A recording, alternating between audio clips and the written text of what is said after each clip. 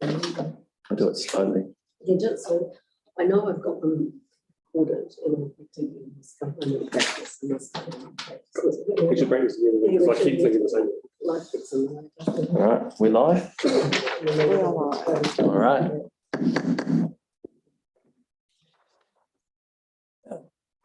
Whakataka te hau ki te uru, whakataka te hau ki te titanga. Kia mā kina kina ki uta, kia mā taratara ki taha. I hia ki ana te atakura, i tiro, i hoka, i hau, tihei, maungu, i ora.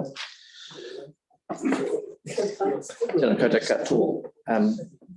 Welcome everybody to the Waitai Community Board Submissions Committee meeting where we're discussing the annual plan submission to the council. We don't have any apologies, although Tim, by virtue of his head cold, is in his office and is at home by Zoom. Do we have any declarations of interest? No. So, in order to make it easy for us to have discussion, I'll move that pursuant to Standing Order 3.5, temporary suspension of standing orders. The following standing orders be suspended to enable informal discussion regarding agenda item 3. That members may speak only once. General procedure for speaking and moving motions. I'll move that. Anyone like to second that? Greg? All those in favour say aye. Aye. Yes, carried. All right, thank you. So now we move to item 3, which is the draft annual plan 2023-24 consideration of board submission. And so we have some questions that have been that are in the consultation document, as well as a rough draft that I've assembled. So we'll just move through that a bit at a time. So, and don't worry, so what I think we'll do is we'll move through what we have in the document, and if you can note down anything that needs to be, that isn't covered by this, just and as a kind of a sort of as a preface, I think that we need, at max, our submission should be about 2 pages. I think it's better to have to focus on the priorities and the important things, and put like in everything that we might possibly want. And I understand that each of our communities has things that are important to them, and we'll try and have a nice, well-rounded submission. But with that in mind, so my kind of takeaway from having read through the annual plan and gone through it with a not as fine-tooth comb as I might if I had a week to do it, but a fine-tooth comb, that given that we are facing quite significant, but there's been a significant change in the macroeconomic circumstances with real inflation and increase of cost of living, that this annual plan as a kind of ad hoc response to that is quite a stunning effort. And there's a whole bunch of one-off changes in the that can't be passed on, that aren't going to be able to continue. But with that in mind, I am quite concerned that in sort of 25 or 26, that the delaying the decisions are going to potentially come back to bite the council. So I kind of wanted to say this is really good work, but potentially there's things down the track, and I guess part of the importance of that is to say to the community that that this is, if things don't change, that for instance, if inflation doesn't drop and the cost of council doesn't drop, then it's going to be some big decisions. And then, I mean, already the council, I think, are being warmed up for asset sales, which is something that I'm particularly concerned about. Jo? Just a little comment in regards to the money that they have to spend east, or anything that is planned for east. And as you're saying, in a couple of years it's going to come back and bite us. But what's happened already is we have been bitten.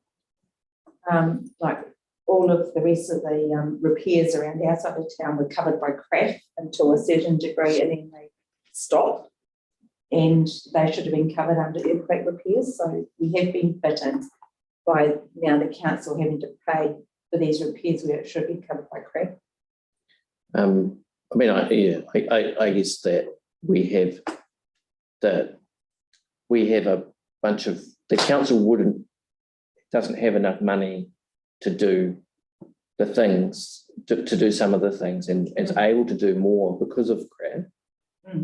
And we're like, I know that like Linwood is particularly benefiting from the current craft spending. So what Not craft. I mean surf. Surf. Yeah. Yes, that makes more sense, doesn't it? Yeah, the kind of the earthquake response fund.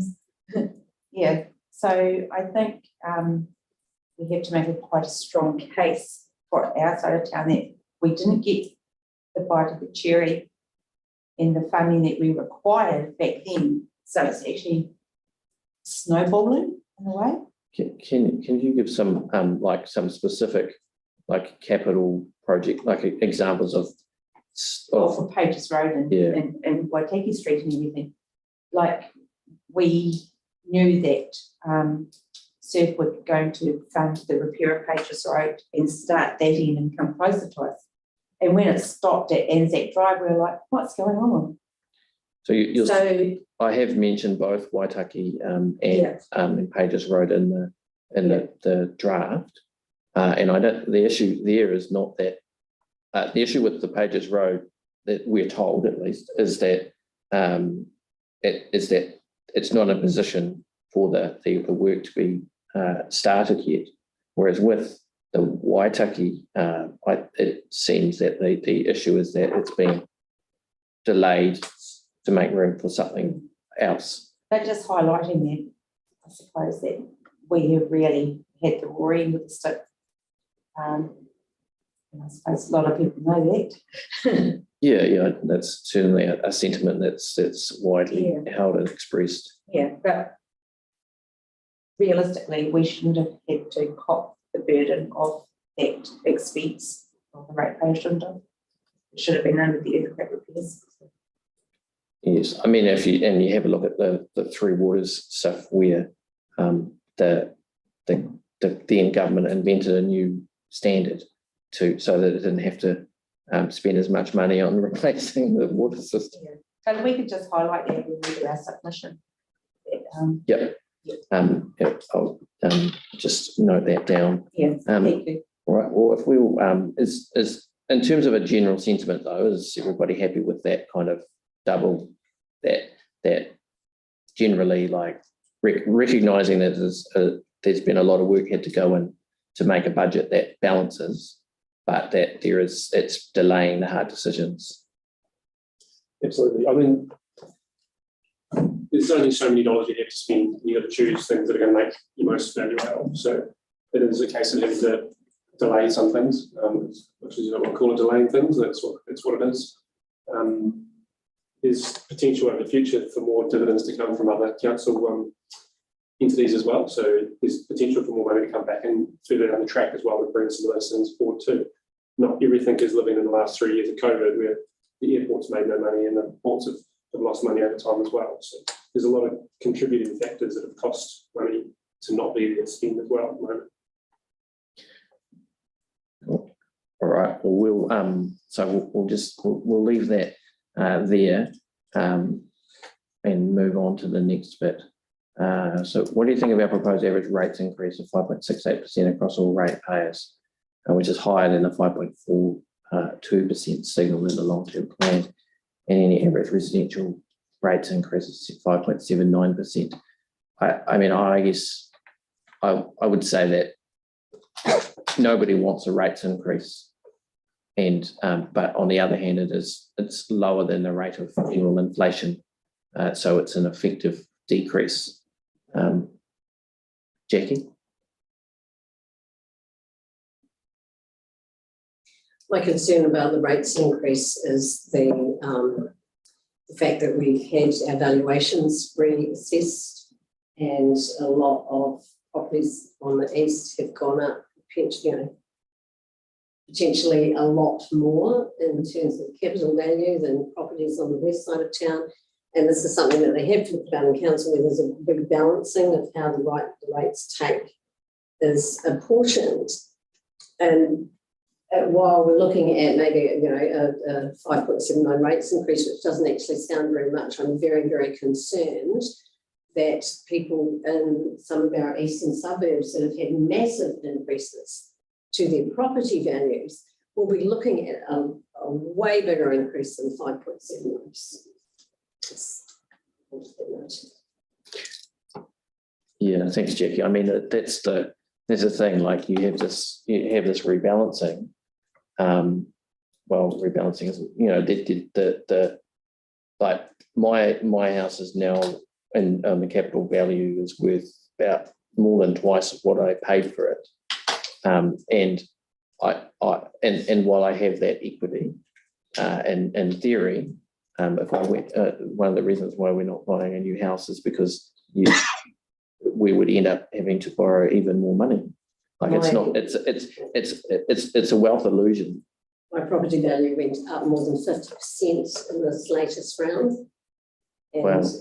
Across the nearly 30 years I've owned it, it is now 6 times what I paid for it. And in terms of I have a lot of equity, but my income is not going up to cover the percentage of increase I'm going to have because of the rates rebalance and because of valuation. So my inclination is to say that we acknowledge that the rates increase will come as a shock to many households, and even though it's below the level of inflation, it's the effect of reevaluations is to redistribute the burden of the rates. I expect to the a east. great deal of pushback when the new rates things come out in relation to valuation, and people see that their rates have actually gone up considerably more than the 5.79% that has been stated as the increase. There will be a lot of pushback because of that redistribution. Yes. Is there any disagreement from that general sentiment? No? All right. Well, One of the things that was mentioned, and some of the residents mentioned to me, is that these rises are sustainable. So going forward, to keep them as low as we can. Yeah, and I guess that there is the tension is that there is a whole bunch of stuff that was built, particularly in the 60s and 70s, that has, some of which had 50-year lives, which has had to be replaced, and we've had the earthquakes.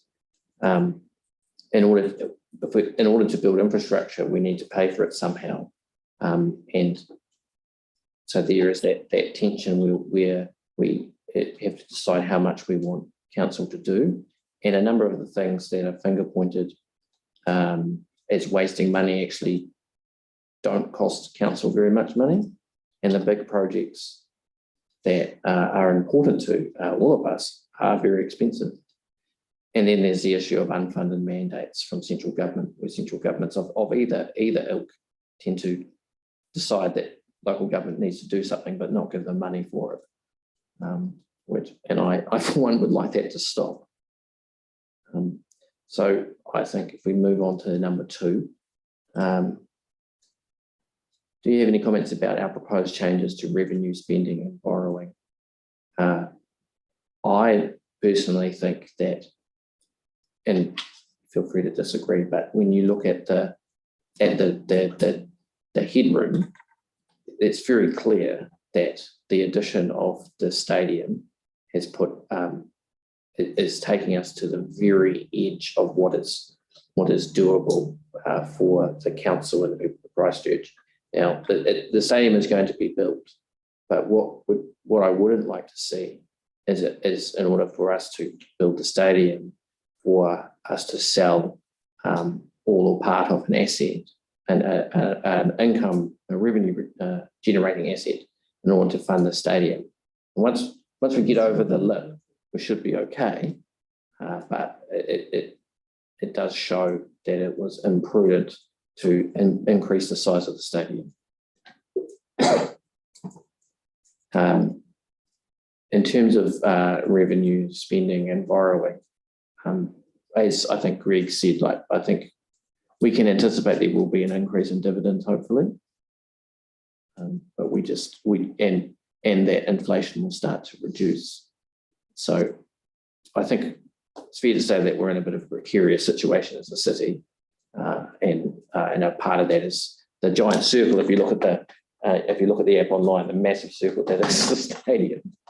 Do we want to say that that the board is concerned about the lack of headroom and I think it's fiscal year 26, and would not want to see any revenue generating assets sold or partially sold in order to get over that bump in the road? I think the key word is the revenue generating ones. There's certainly assets out there that are not revenue gathering, and if not just creating extra debt and being debt burdened. I know for myself, I have certain things I've seen that are not in Christchurch that are owned and don't create any benefit at this stage. A long-term thing it can do, but for now, it needs to be focused on things that are generating revenue that can maintain within the council. Yeah, I guess as you alluded, I don't know what you're referring to, but I guess as you alluded to before, it's kind of, there is a cyclical nature of it or a temporary nature of it. And if we think of this, I'm talking about the strategic assets in particular, with the exception of possibly I don't know if it makes money or not, the Selwyn Plantation Board or whatever it is. I think all the rest of them generate revenue.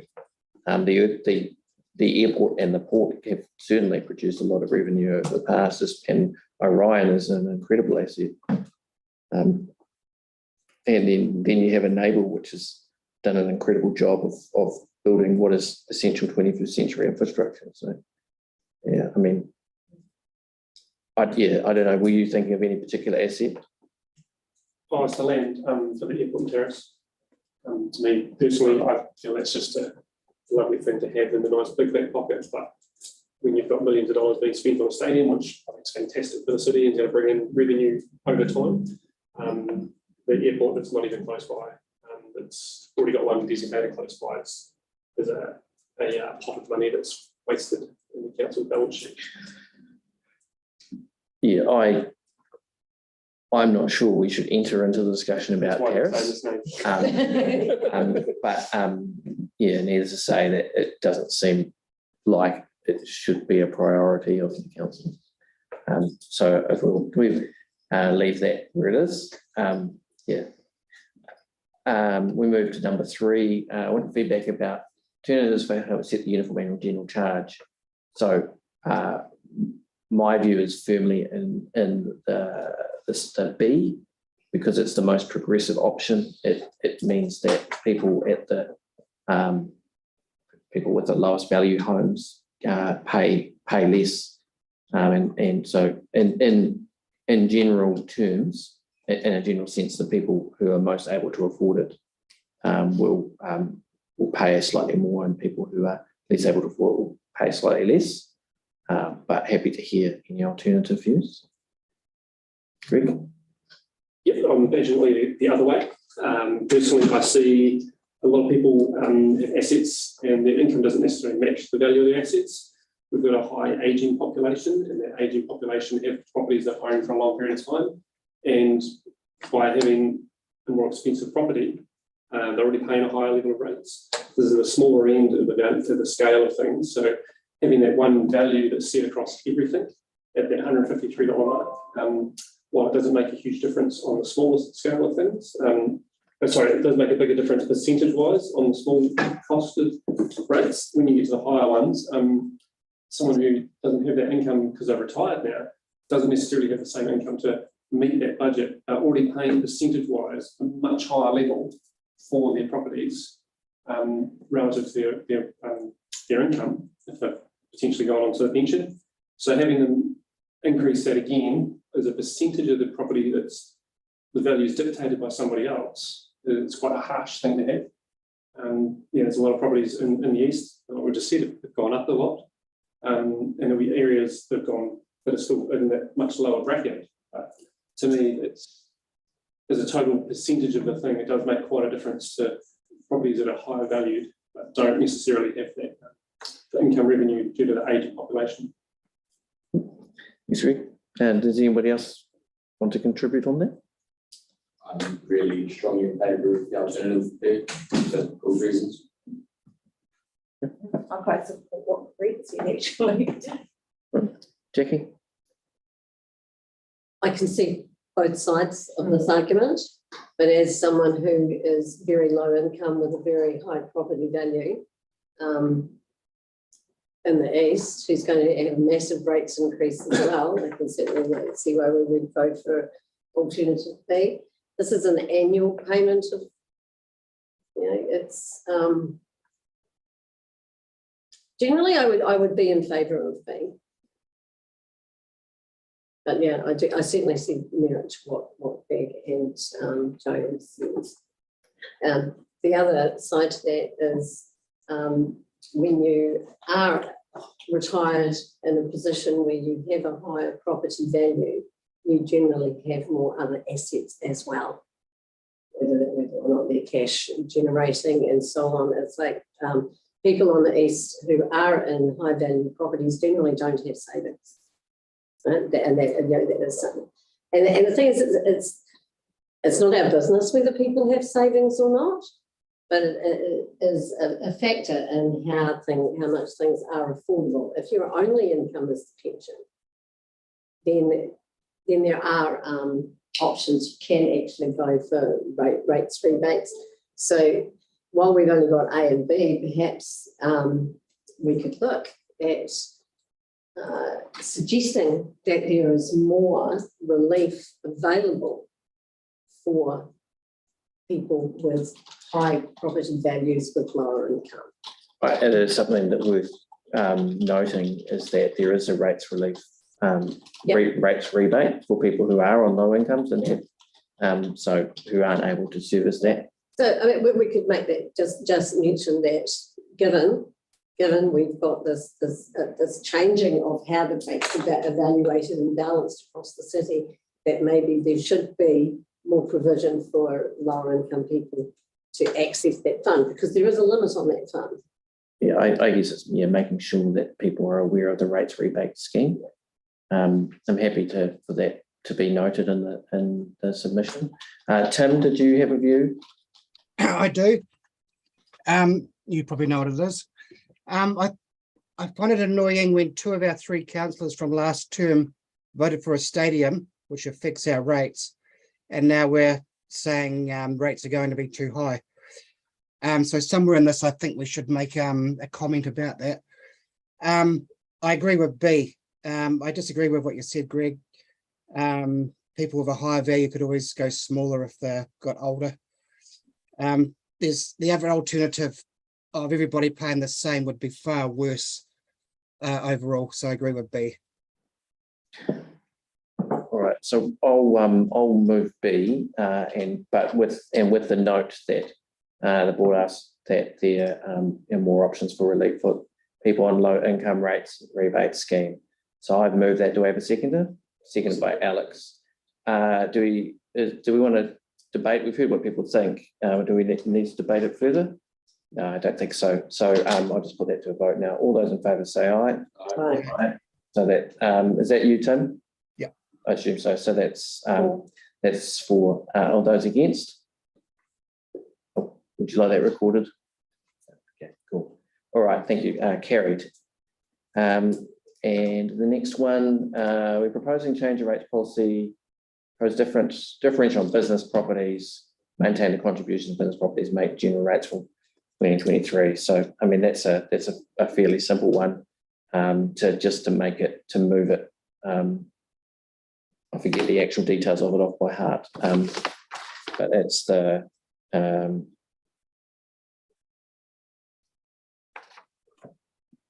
it's just to shift it so that that it maintains the same kind of relativity that it was before.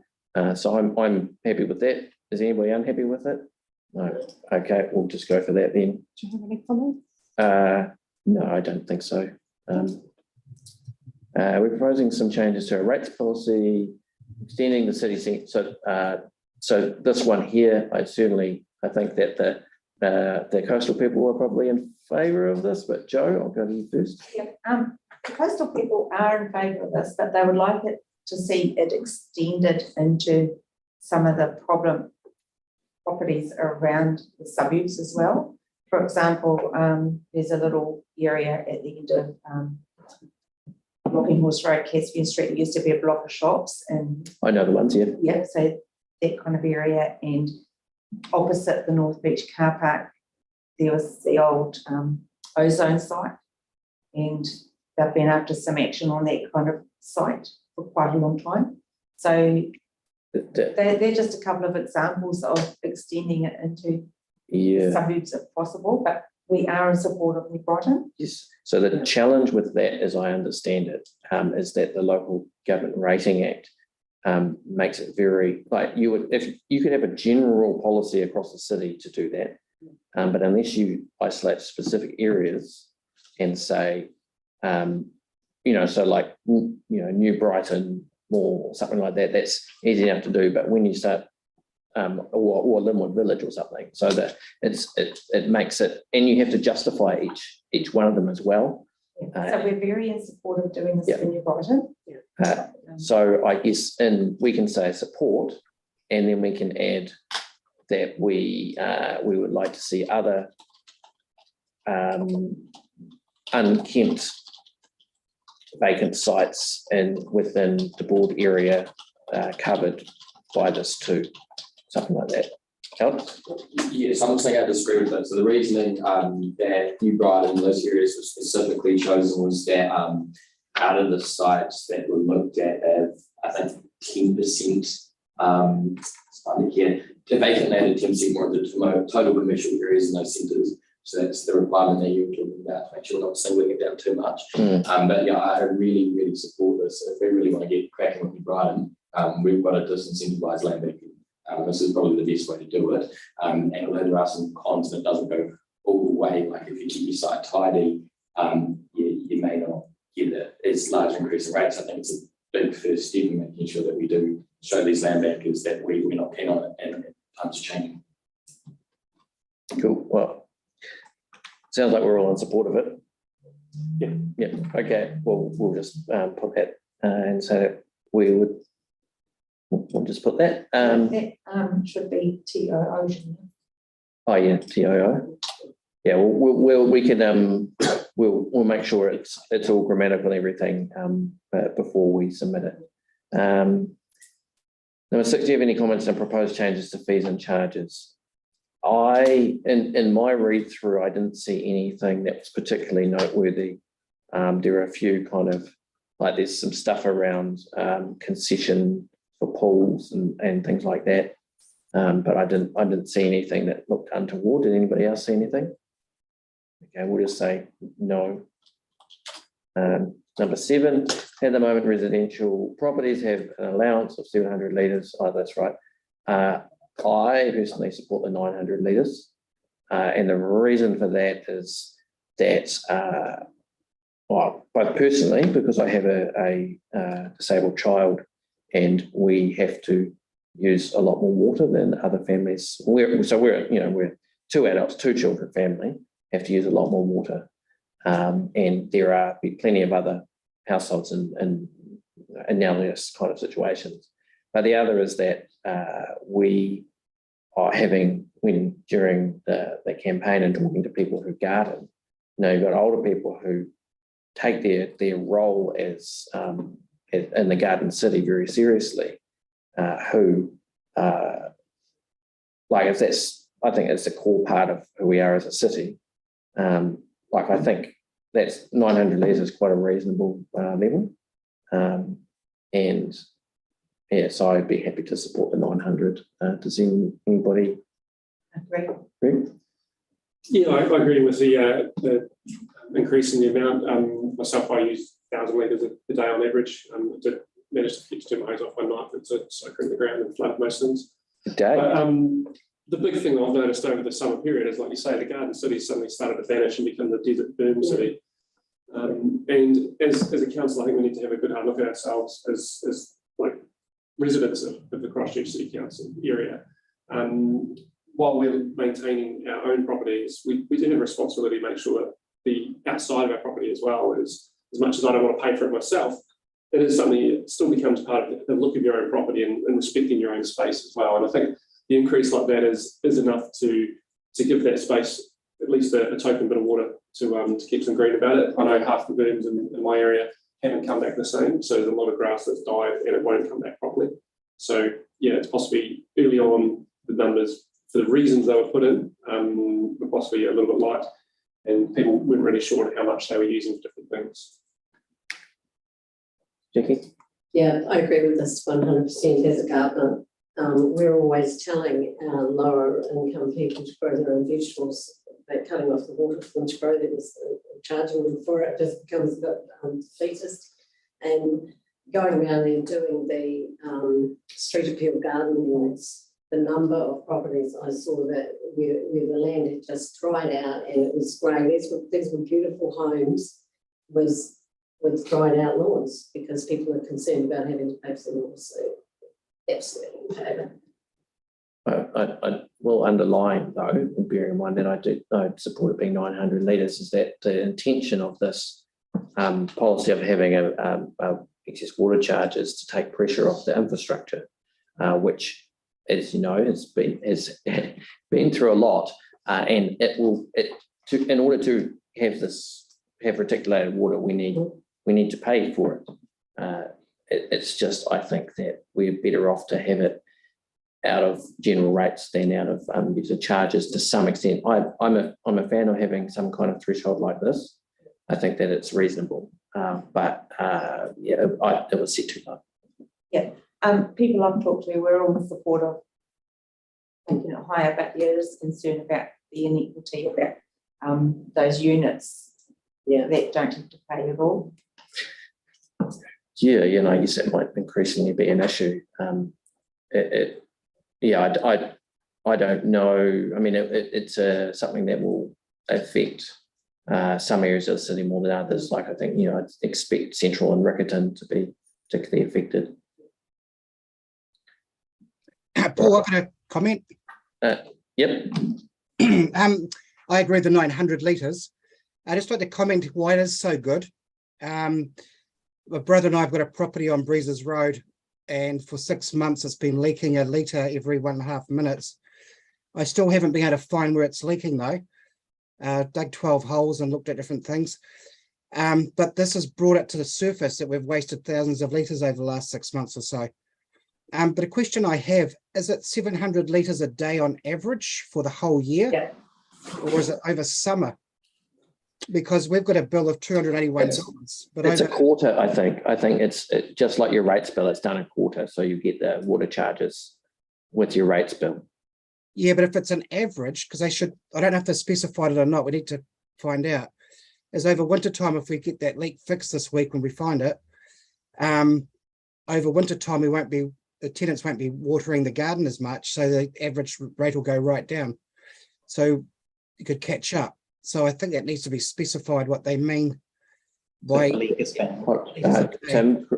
Tim, Chris has by no means I'm not an expert, but if a leak is found on the property, as long as you prove it's fixed, they'll generally waive any excess charge. And then in terms of the my understanding is exactly the same as Paul's. It's an average over the quarter, so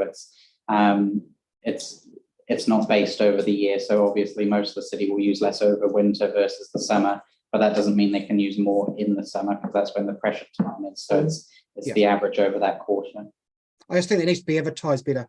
But I'm against with it because it's fixing those leaks. And without a penalty, you won't fix the leaks. So it's a good thing. But I also wonder though, should there be a budget for myself and others like you guys who would like to experiment with recycling water and possibly grey water, and do it in conjunction with the council helping to pay for it, to figure out what it does cost, to see if it's cost effective for residents to do so. Water harvesting. Well, I mean, I don't know what the rules are now in the district plan around grey water systems. Do you, Tim? You allowed them, but I think myself and whoever else, get a dozen of people from the community boards and council and maybe staff to experiment in their own properties to find out what is cost effective or not. And then maybe we could have a rates paid off through your rates, where you could put a system in yourself. Well, But need to find these things out and experiment, I think. Well, I think I'm happy to include a comment that says the board would like the council to provide mechanisms to establish the best kind of grey water recycling systems for residential purposes in Christchurch. I think grey and roof water as well, rainwater. Grey and rainwater. Are you allowed rainwater tanks now? Yeah. Okay, because there were, in the old district plan, there were rules against both of those things. Oh, really? Yeah, I think so. Because you can buy containers where you can actually have a deck made of containers for collecting water. So it'd be nice to find that stuff out, what it costs and the ins and outs, so that you can promote it to people. Right, cool. Thanks, Tim. There's slimline tanks you can put, so when you're having rainwater come down, it fits under the eaves as well, so it's less exposed and doesn't take up space from the properties, so you can harvest in that sense. Yeah. Cool. All right, we'll move on to the next one. Capital Endowment Fund.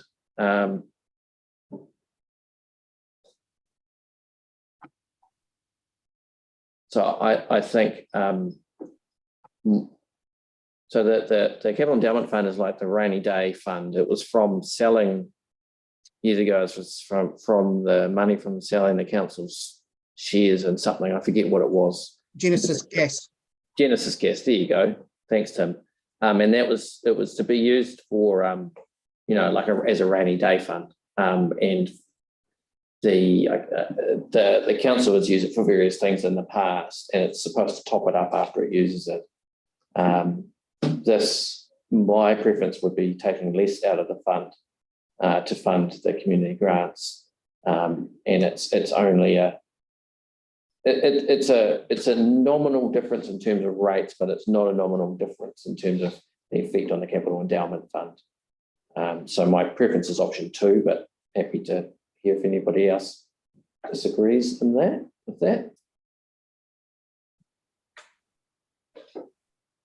I disagree with you again.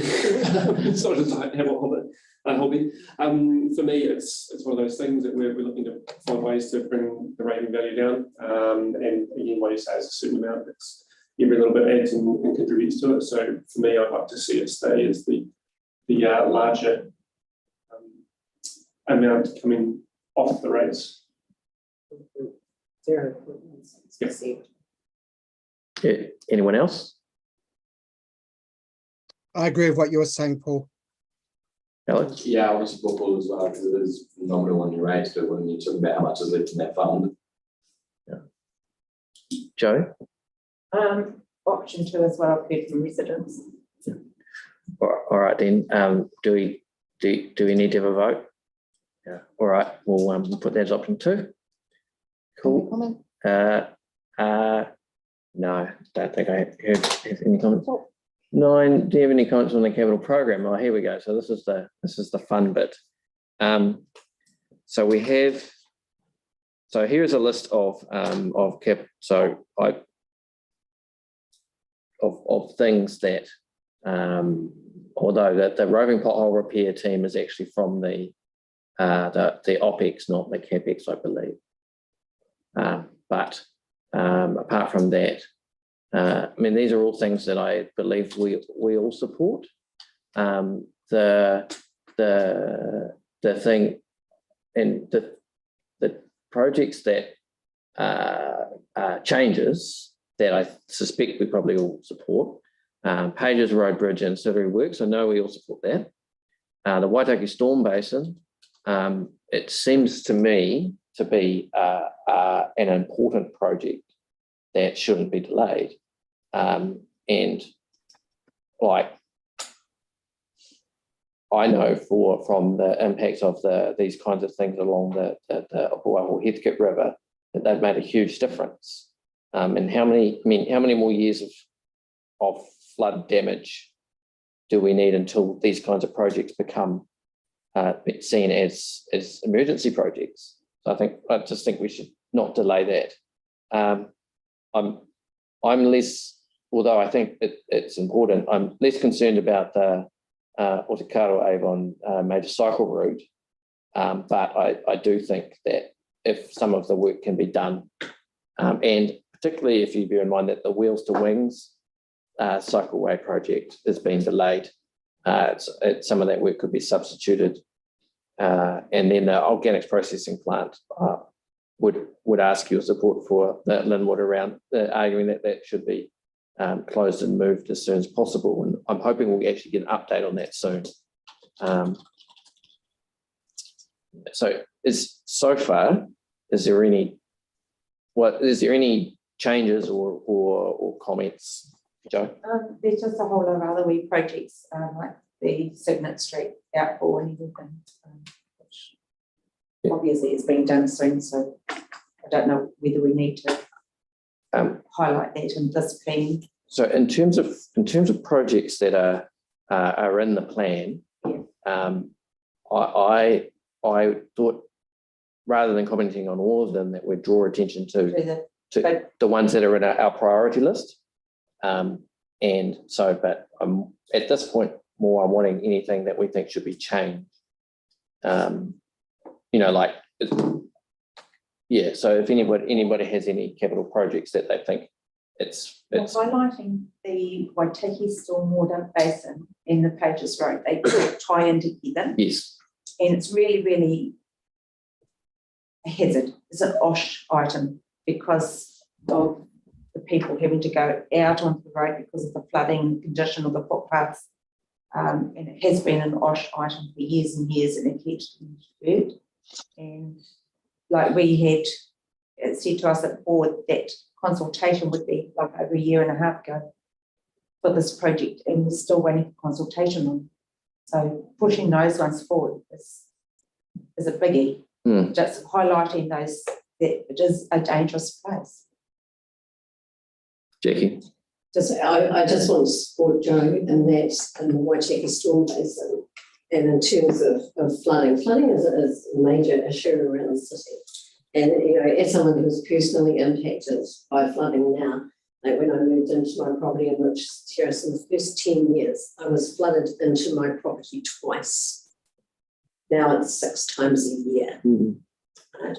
So just thinking about the impact of that is actually, on me personally, to think about the impact on how many people the flooding around the city is impacting, then I'm going to support everything that is going to stop flooding that is impacting on people's lives.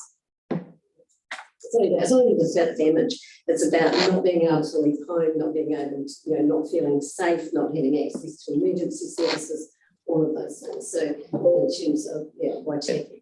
And I come back to it. It's like, if you imagine what it would be like without all those detention basins up at the near the headwaters of the Heathcote and the Cashmere Stream, and more of them coming on. Had you? I'll go to Greg. Yeah. I fully support what Joe's saying and Jackie as well. A big thing for me is we've got these places that keep flooding, and then we keep fixing the roads, because when the roads are flooded, people are driving through and creating more damage. If we can get on top of some of those issues where it's been flooded and creating the damage, we're actually saving ourselves next further down the track. And so it's a kind of, you have to spend money to save money situation, and it really is a key thing for an area that regularly has roadworks on it because of those issues. Yeah. And the other thing is it working? It's just not on. Good. Thank you. Oh, magic. And the other thing is the entrance range in Brighton.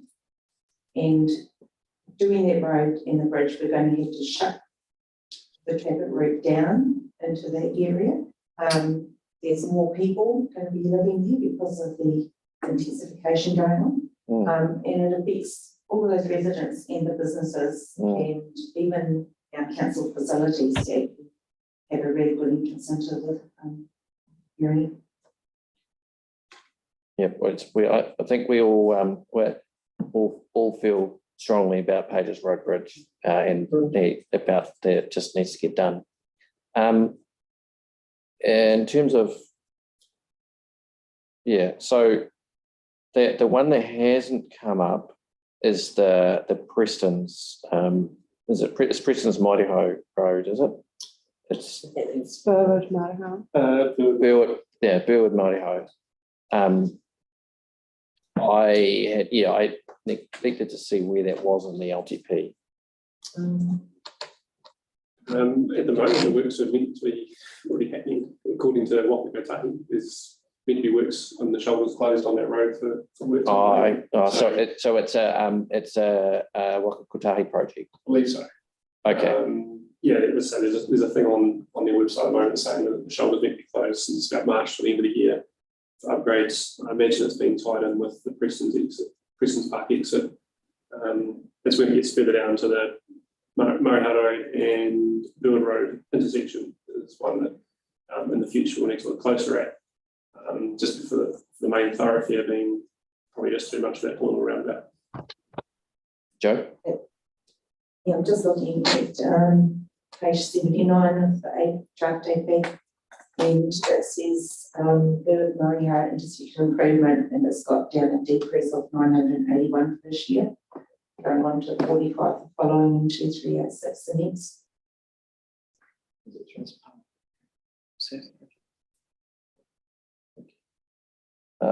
So it's Likely. so staff have confirmed that we don't know for sure, but the Maireho Burwood Road intersection project is likely to be put on hold, deferred. So I think that I'm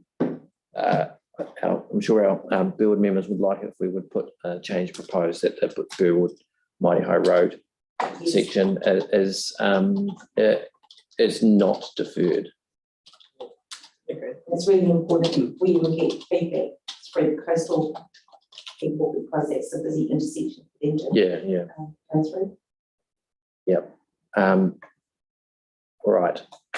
Do we have any other changes in rather than small changes? Anything that we that fits into our priorities as a board? One thing that I noticed, like we've inquired before about how much is left in the sale proceeds of QE2, and there's actually on the last page the actual figures for that, and there's 2360, and then there's a withdrawal of 201, leaving 2159 in the balance. So wouldn't that be able to use towards some of the master planning projects at QE2? That's really good. I think we could say, assuming that we have all the information there, that we can use I don't think it needs a note, that we can use that money. It's probably got to be specified somehow. There's probably regulations about how to use it or requirements. But we can, provided that it's it's permissible to use it, we that money be used to bring forward work on the QE2 master plan. That'll work, eh?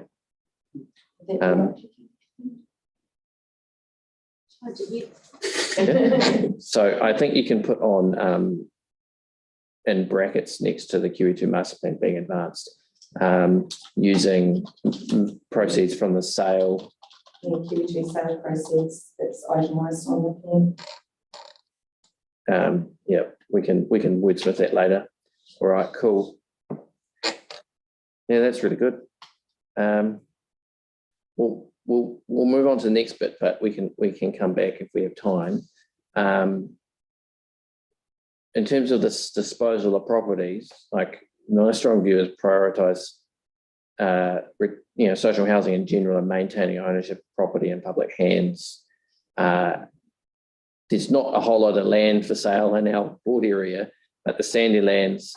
So we've been assured that the likely use of the sandy land social housing properties will be social housing, and that because the Christchurch City Council can't receive from the government the income related rent subsidy, and so putting it by the Waitai Community Housing Trust owning it, that means that they can get that, which makes it easier, more economic. The McGregor's Road one, which is a standalone house, if you remember, which had been used for some kind of corrections related thing. They don't currently have a tenant, but I wouldn't want to see, you have a house there that's been available for that kind of thing. Wouldn't want to see it just sold on the open market. My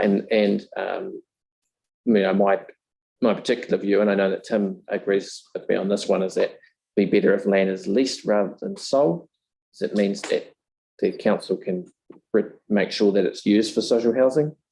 And the last one is the Palanurus Urban Forest. So we know that Green Space have said that they might be able to use it for an urban forest, and we have a strategy across the city to increase tree canopy cover.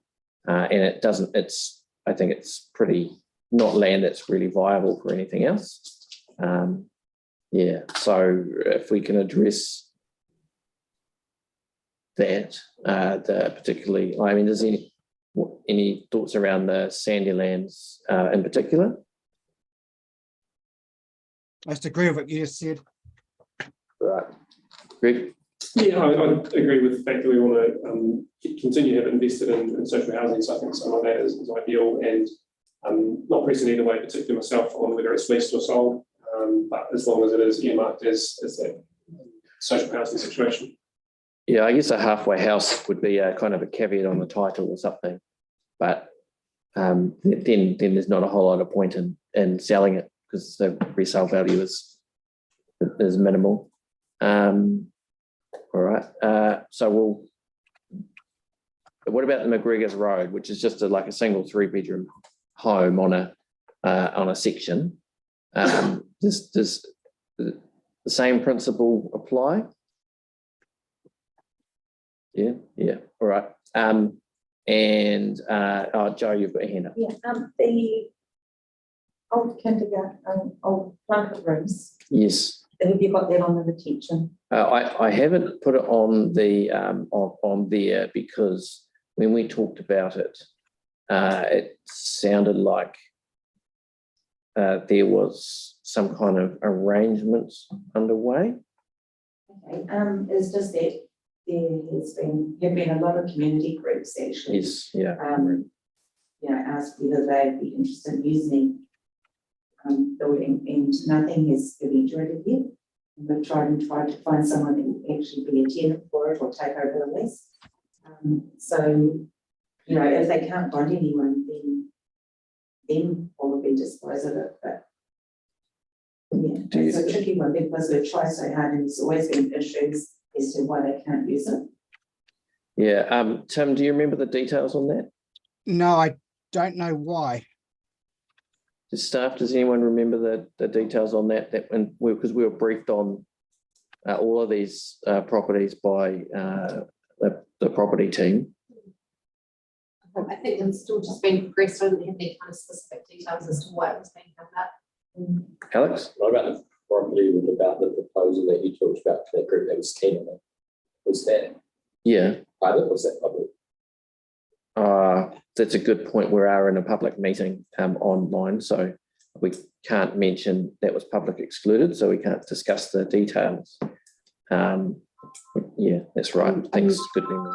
It had to meet the criteria for retention, and it hasn't. That's why it's on the list. And any future use has to meet the criteria. So, Fantastic. Excellent.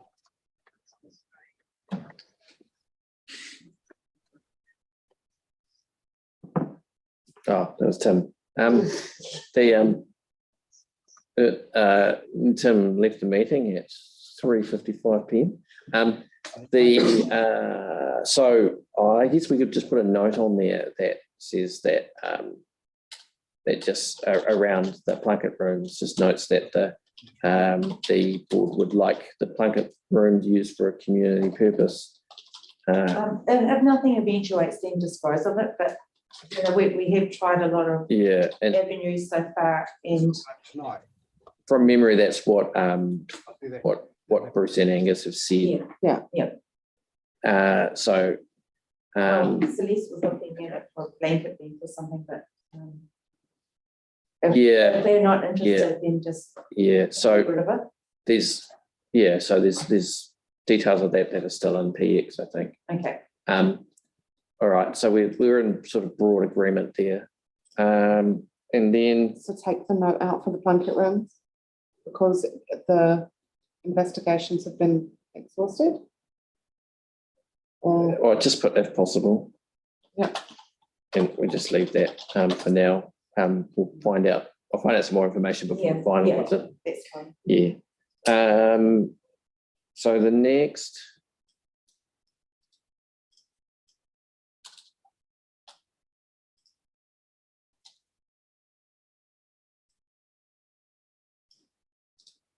Sorry.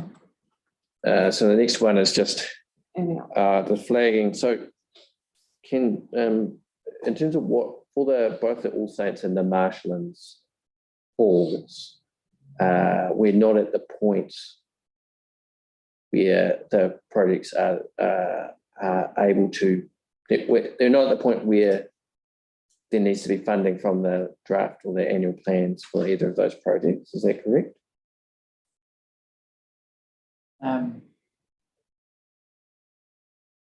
Not sure about All Saints, but I wouldn't have thought the Marshlands is in far enough along in the project, but it could be something that you flag that you'll be raising. So this is just flagging for the and we have been told that the cost of the desired paving for the New Brighton Mall, the SEAT project, because the council was to pay for that, it would be about $3 million for the paving.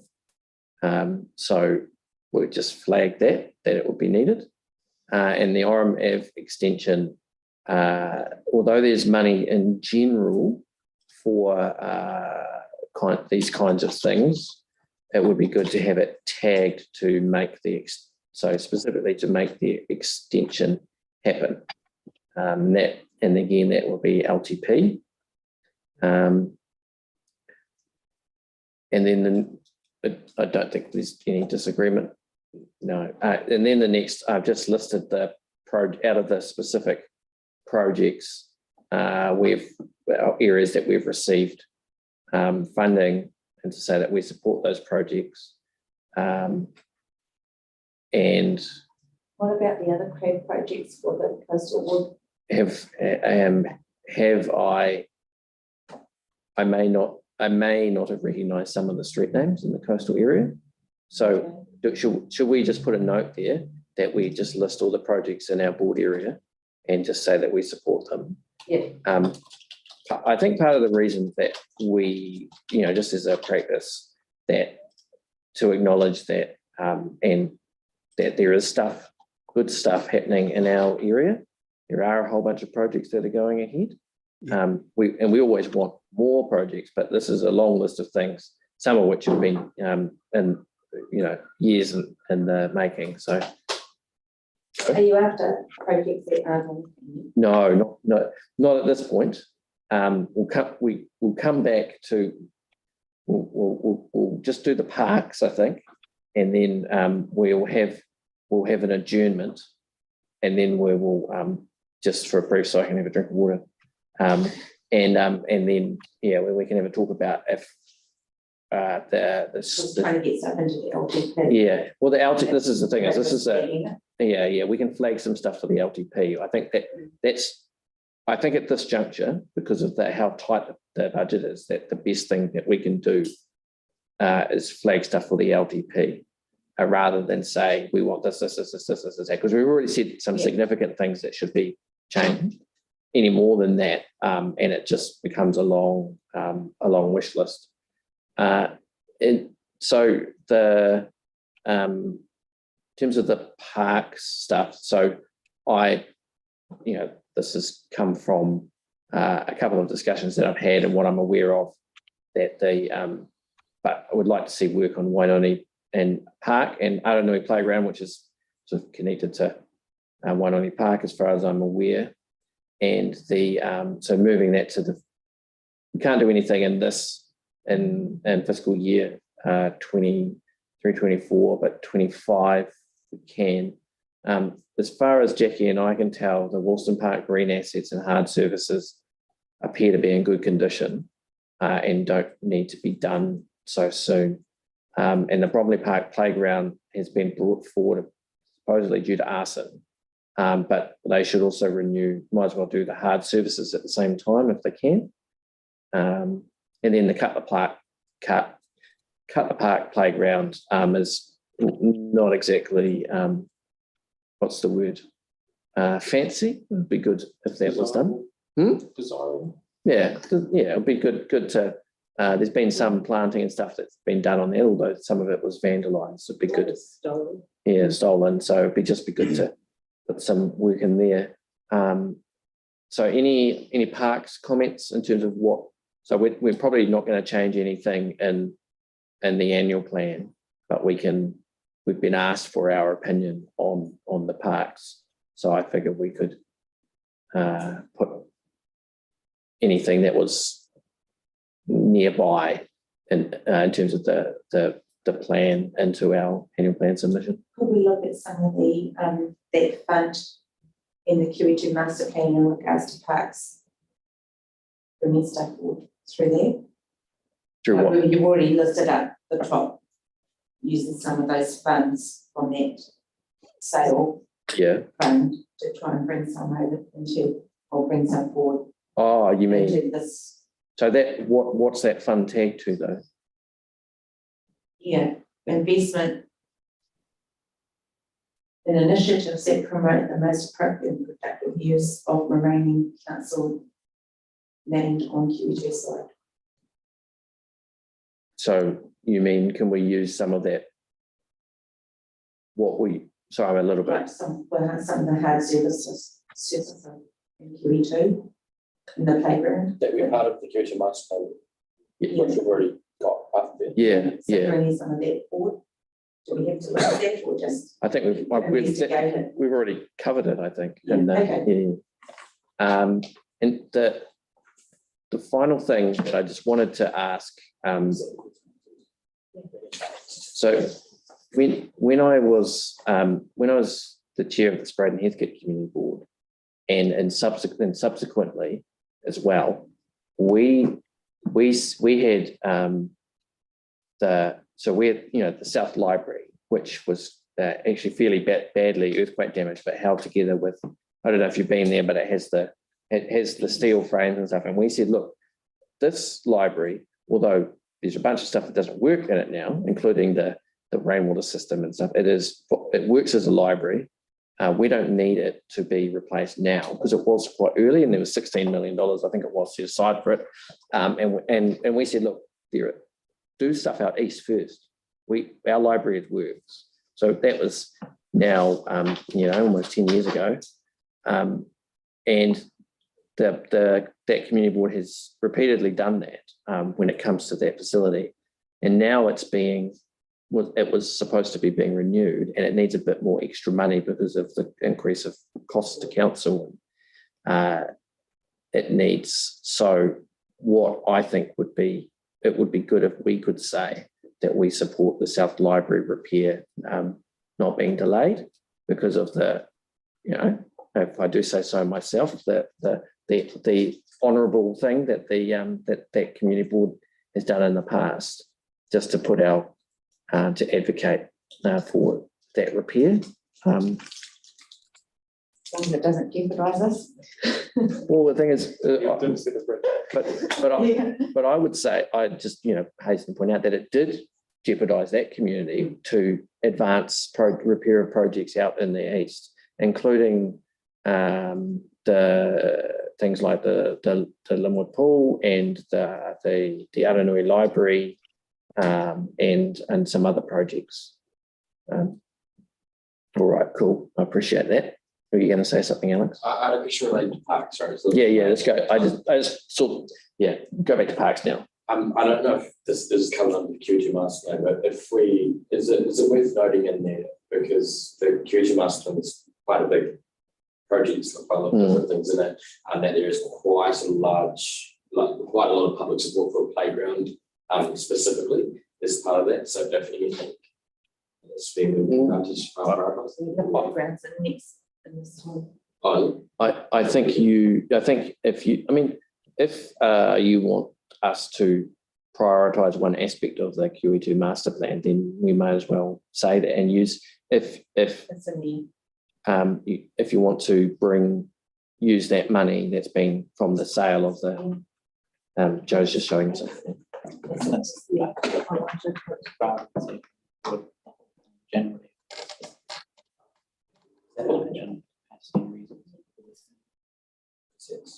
Not much. Just Jackie, I don't know if you know this, because I asked this a while ago, we just wait for a briefing about it. Is there any more information about if that money on the annual plan line is the full amount for that playground?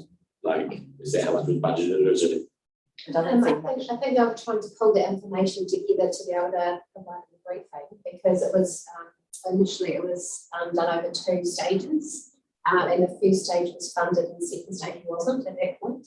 Of course, that was back in 2018-19, and prices have gone up since then. So, so trying to get some updated figures and looking at what we can do. I think the project manager really wants to try and move forward as a one-staged approach rather than trying to do it as 2 stages. This is cost efficiency in doing it that way. So is that coming before our submission of this due, or is that going to be that briefing, or is that going to be after? So Well, I haven't heard anything from staff. So there's not much we can do anyway then. As well as Jackie following up. Pardon? We haven't got that date locked in yet. No, they haven't contacted me.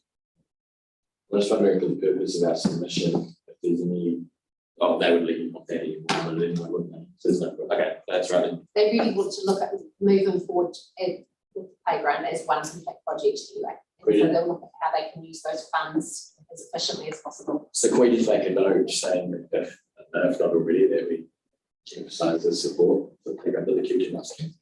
I think if we go up to where we say QE2 master plan, But that's in general, right? So but we can say noting, noting the public support for the playground in particular, the playground in particular.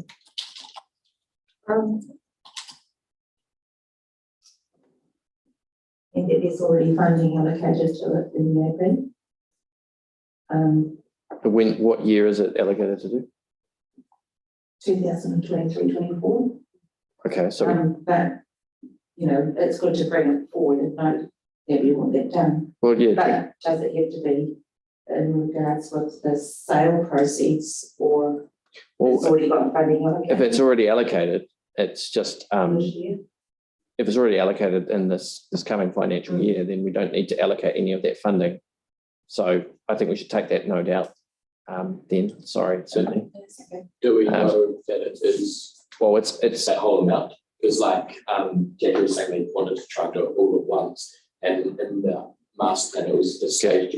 so what I suggest we do is that we adjourn the meeting and we we can have a drink of water and then find out what it is in the plan, and then we can come back and make the call on that. All right, so meeting adjourned. So I'm not trying to make it difficult. No, that's fine. So, was this something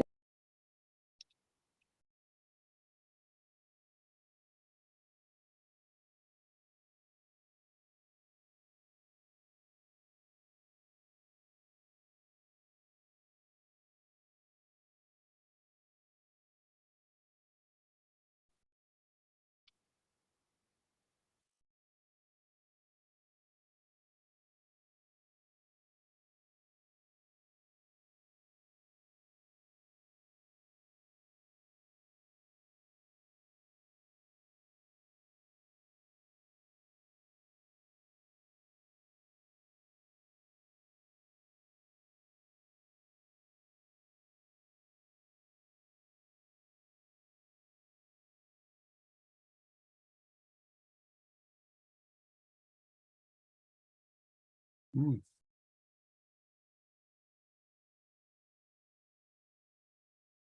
Right. Hello, Tim. Hello. Hello, public. Hello. Want to do that? Yeah. All right. So meeting started again. What's the word? Reconvene. Reconvene. That's the word I was looking for. Meeting reconvene. So do we have some words around the QE2 master plan? Yeah, I think Paul was talking about implementing it, and then if it's not already there, prioritise it. So just for Tim and for and anyone else watching, that there is money in the annual plan for the QE2, money in the annual plan for the QE2 master plan implementation, but we don't know exactly what that means in the next fiscal year. So we want to support the implementation of the plan, and we would like to prioritise the playground and the number 2 car park. So yeah, and so we require we'd like to make sure that we just want to make sure that those things are in, and if need be, to use the funding left over from the proceeds of the sale of parts of QE2 to make sure that those things are not delayed. All right, is everyone happy with that? There Sounds was good. to ask, and then just take rid of that one. Take that one out, Paul. Yeah, maybe. Yeah. All right. So I think now that we've done that, I think that we've reached the end of what had been in circulation. Is there anything else that needs discussing or adding to the submission? Question. Yeah. Is it possible for this to be circulated to us so we can encourage residents to use the same wording or something like that, or to like just so I know what we've said to that? Well, we don't. We need to prepare. So our submission. Well, this is obviously the draft submission that just needs to be wordsmithed and everything. But I don't have any problem with it being with it being circulated. But it's not, because once we ratify this will be our submission. Yeah. So rather than for me to share, I know what words we've written, and so then I can. Oh yeah. So as soon as Paul, after the meeting, Paul and I will work together to finalise this document. Yeah. Once Paul and I are happy with that, we will share and send it round to everyone here for any more wordsmithing. So not an opportunity to add new stuff in, because what we agree today is the document. Once everyone's happy with the draft, once Paul and I have worked on that, then we will submit the submission online, and then they'll be attached to the meeting minutes of today. And then the minutes and the submission will be publicly available on the council website. Okay. So you'll be able to see it, but you can also direct other people to come and have a look at what the board has submitted on. So thank you. Right. Joe? Yeah, can we just add something onto the submission about the levels of service?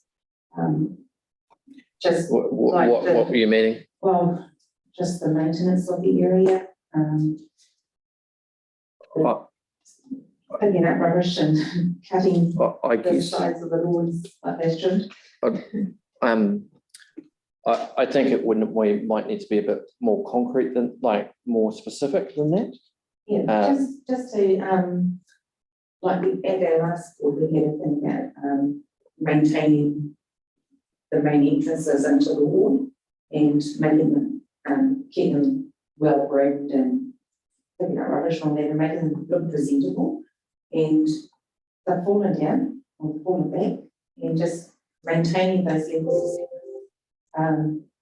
Like I asked for the New Brighton Road for the burns to be mowed properly, park mowed, prior to the city reserve, and I requested that several times and it was never done, and it's still not done. But the maintenance schedules and the actual levels of service need to be maintained into something better than what's happening at the moment. And And even like restocking toilet paper, giving the toilets clean. Our big events we had, there was no toilet paper in the toilets pages. so is it about that the levels of service have, like, in the plan, the long-term plan and the end plan, that levels of service have been decreased, or it's that they're not meeting the required levels of service? And so if they're not not meeting the required levels of service or the agreed levels of service, then that's whoever's monitoring the contracts is. Yes, I don't know the answer to that. So, I mean, I think that we can put a note in that the board notes that Is it been defined? yeah, and that the board, as prior boards have requested, that levels of service in areas of what did you call them? The entry, the gateway, Entrance roads. the entrance levels of service along. It's kind of all over, but the main driver is into. Yeah, the main and yeah. So like, I'm just trying to think of the right way.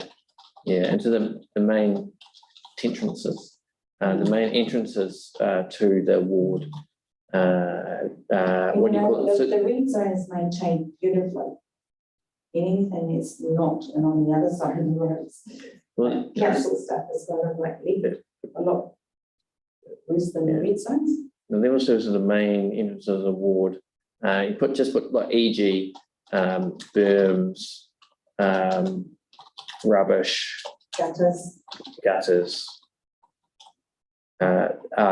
graffiti are paid particular attention, and that See, it might not be throwing more funding at it, it might be actually making sure there's more efficiencies in.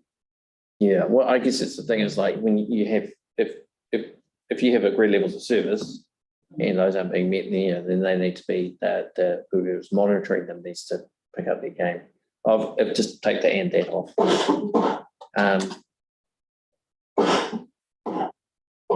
And I think I'd like to add that with a particular mention of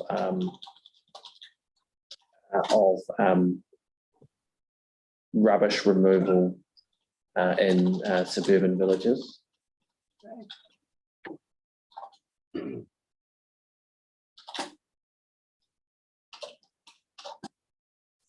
Anything else?